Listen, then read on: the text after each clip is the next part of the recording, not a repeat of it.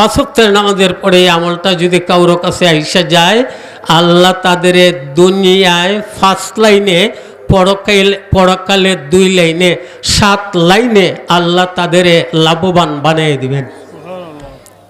দুনিয়াতে কি 1 নম্বরে 5 ওয়াক্তের নামাজের পরে এই আমলের সাথে সাথে, প্রথমে লাভটা শুনি পরে আমল। নামাজের সাথে সাথে যখন এই আমলটা করবে, আল্লাহ তার পাছনের জীবনের গুনাহগুলো মাফ করে দিবেন। 2 নম্বরে 5 ওয়াক্তের নামাজের পরে যখন এই আমলটা করবে, আল্লাহ তাআলা প্রতিদিন তার প্রতি 70 বার রহমতের দয়া মায়ার নজর ডালবেন। 3 নম্বরে 5 ওয়াক্তের নামাজের পরে এই আমলের কারণে আল্লাহ তাআলা প্রতিদিন তার দুনিয়ার লাইনের 70টা হাত পুরা করে দিবেন। 4 নম্বরে যেটা বড় গুরুত্বপূর্ণ, 5 ওয়াক্তের নামাজের পরে এই আমলগুলো যাদের কাছে আইসা যাবে, আল্লাহ দুশমনদের হাত থেকে তাদের হেফাজত করবেন। দুশমন জিন দুশমন হোক, মানুষ দুশমন হোক, সর্বপ্রকার দুশমনের হাত থেকে আল্লাহ তাদের হেফাজত করবেন। 5 নম্বরে আল্লাহ শুধু এই আমলের বদলে দুশমনদের হাত থেকে হেফাজত করবেনই না, বরং দুশমনদের উপর আল্লাহ তাদের জয়ী বানিয়ে দিবেন। আজকে যদি আপনি গবেষণা করেন, তাল্লাশি দেন, পত্রপত্রিকা দেখেন, পৃথিবীর খবর নেন, সারা পৃথিবীতে মুসলমানেরা নির্যাতিত কেন? আমল ছেড়ে দেওয়ার কারণে। বলেন সবাই, নবীর কথা সত্য না মিথ্যা?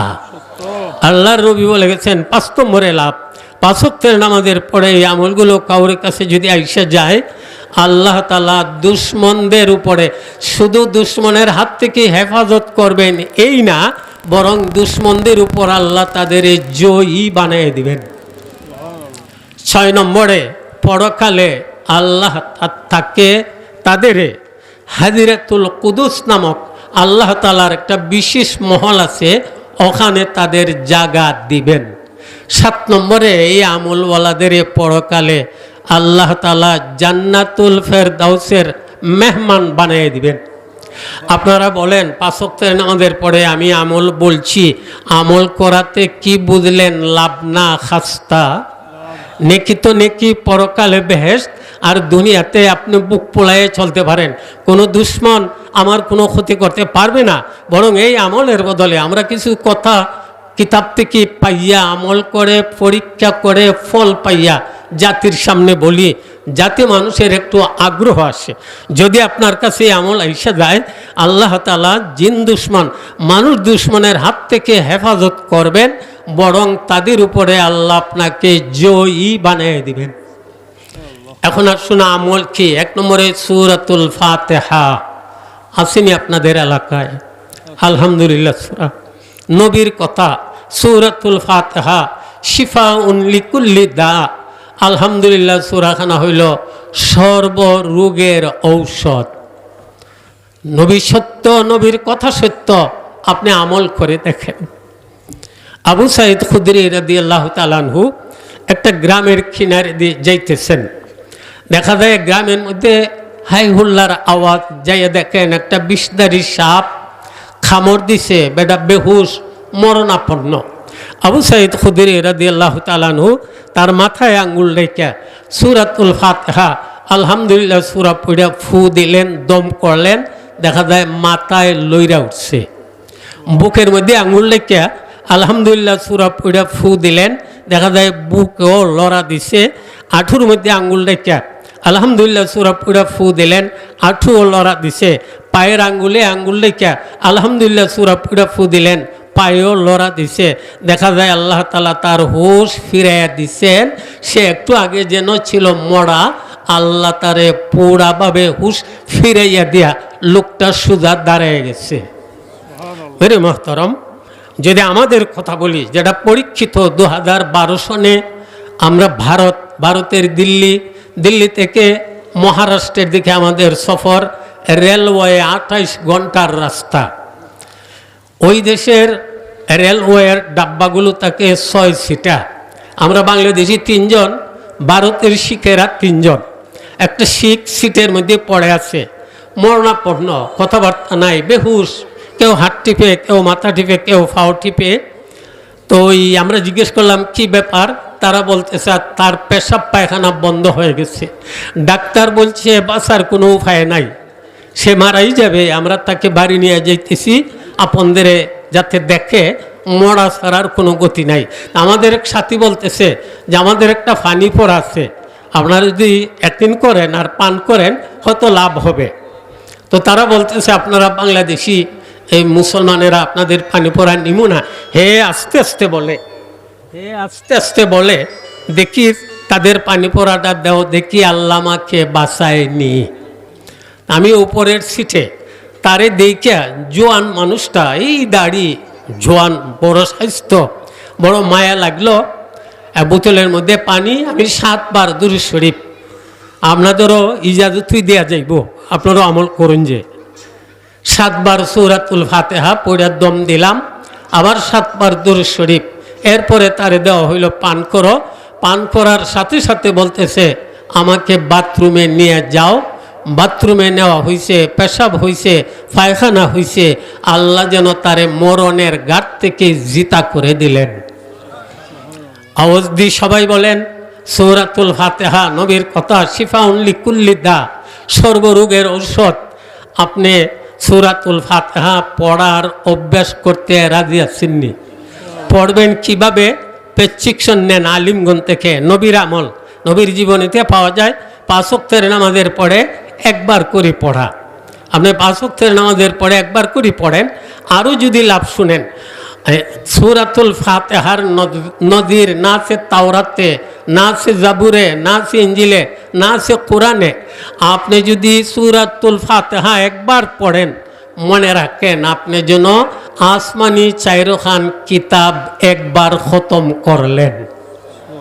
এইটুকু একটা সুযোগ আপনার হয়ে গেল। 1 নম্বরে সূরাতুল ফাতিহা বলেন সবাই 5 ওয়াক্তের নামাজের পরে একবার করে পড়তে রাজি আছেন? যত পারেন আরও বেশি বেশি পড়েন। আমাদের কাছে লোকজন আসে রোগ রোগ আর রোগ, ঠিক আছে সূরাতুল ফাতিহা পড়ো, নবীর কথা, সূরাতুল ফাতিহা সর্বরোগের ঔষধ। 2 নম্বরে আয়াতুল কুরসি। আল্লাহর নবী এক হাদিসে বলে গেছেন 5 ওয়াক্তের নামাজের পরে একটিনের সাথে, দেখেন নামাজও পড়ছে, এরপরে যদি সে আয়াতুল কুরসি পড়ার অভ্যাস করে, এই আমলওয়ালা মরত আর বেহেশতে যাইত। বেহেশতে যাওয়া শুধু তার মরণ বাকি। আপনারা যদি বলেন যে আমরা বেহেশতে গেলাম, নেকি পাইলাম, দুনিয়ার লাইনে বলেন, তাইলে 5 ওয়াক্তের নামাজের পরে ইয়াকিনের সাথে নবীর কথা অনুযায়ী কেউ যদি আয়াতুল কুরসি পড়ার অভ্যাস করে, আল্লাহ তারে কি দিবেন? হায়াতুল হায়ওয়ান কিতাবে ঘটনা পাওয়া যায়। নবীর এক সাহাবী রাস্তা দ্বারা চলছেন, জিন আসছে কুস্তি করত। সাহাবী বলেন আসো কুস্তি করো। একজন জিন এখানে আসলে যদি হাঁক দেয় কেউ এখানে থাকবে না, জিন আসছে সবাই দৌড়বে। সাহাবী বলেন আসো, কুস্তি চলছে, জিন নিচে পড়ে গেছে। জিনে কয় আমি তাল মতো ধরতে পারি নাই, আবার কুস্তি চলক, আবার কুস্তি চলছে, নিচে পড়ে গেছে। হ্যাঁ কয় এখনও আমি সুবিধা মতো ধরতে পারি নাই, আবার কুস্তি চলক। 3য়বার কুস্তি চলছে, জিন নিচে পড়ে। 3য়বারে কয় ও নবীর সাহাবী, মনে হয় আপনার কাছে আয়াতুল কুরসির আমল আছে। এ নবীর সাহাবী, যাদের কাছে আয়াতুল কুরসির আমল থাকবে, আমি জিন না শুধু সকল জিনে মিলেও তার সঙ্গে কুস্তিতে পারবে না। তা বোঝা গেল 5 ওয়াক্তের নামাজের পরে যারা আয়াতুল কুরসি পড়ার অভ্যাস করবে, আল্লাহ তার শারীরিক শক্তি বাড়ায় দিবেন, জিনদের হাত থেকে হেফাজত করবেন। এমনকি বলা হয় যে ঘরে ঘুমানোর সময়ে আয়াতুল কুরসি পড়ে ঘুমাবে, এই ঘরে জিন ভূত পেরট ঢুকতে পারে না। এমনকি নবী বলেন ঘুমানোর সময় আয়াতুল কুরসি পড়ে কেউ যদি ঘুমায় যায়, তার ঘর, তার পার্শ্বের লাগা ঘরগুলো তো চুরি ডাকাতি হইতে পারে না। তাহলে 2 নম্বরে আয়াতুল কুরসি 5 ওয়াক্তের নামাজের পরে পড়বেন। আপনার মরণ শুধু বাকি, মৃত্যুর সাথে সাথে আল্লাহ আপনার কবর বেহেশতের আরামের ঘর বানিয়ে দিবেন। 3 নম্বরে সূরা আল ইমরানের 18 নম্বর আয়াত। আবার ফাজাইলের কিতাবে দেখছি 19 নম্বর আয়াত। এই দুইখানা আয়াত পড়েন। 4 নম্বরে সূরা আল ইমরানের 26-27 নম্বর আয়াত আপনি পড়েন। এই 5 ওয়াক্তের নামাজের পড়ের আমল 1 নম্বরে সূরাতুল ফাতিহা, 2 নম্বরে আয়াতুল কুরসি, 3 নম্বরে সূরা আল ইমরানের 18-19 নম্বর আয়াত, 4 নম্বরে সূরা আল ইমরানের 26-27 নম্বর আয়াত। 5 ওয়াক্তের নামাজের পড়ে এই আমলটা যাদের কাছে আসবে আল্লাহ তাদের 7 লাইনে লাভবান বানাইয়া দুনিয়াতে দুশ্মনের হাত থেকে হেফাজতে রাইখা দুশ্মনদের উপর জয়ী বানাইয়া পরকালে আল্লাহ তাদের জান্নাতুল ফেরদাউসের মেহমান বানিয়ে দিবেন। আমি তাল্লাশি করে জীবনে জান্নাতুল ফেরদাউসের মেহমান হওয়ার যত আমল আমার কাছে লাগতেছে এই আমলটাই সহজ, বাকি আমলগুলো কঠিন, করাটা বড় মুশকিল। আল্লাহ তাআলা আমরা সকলকে যেন এর উপরে আমলের তৌফিক দেন। আওয়াজ দিয়ে সবাই আমিন বলেন।